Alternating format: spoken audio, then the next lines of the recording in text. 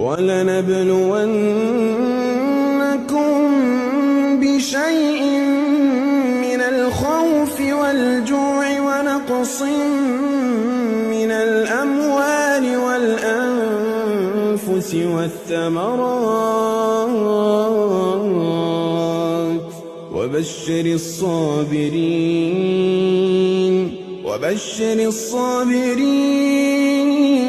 ۗ وَبَشِّرِ الصَّابِرِينَ الَّذِينَ إِذَا أَصَابَتْهُم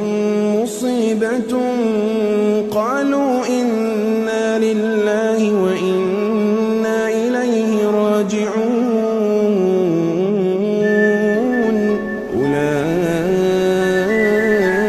عَلَيْهِمْ صَلَوَاتٌ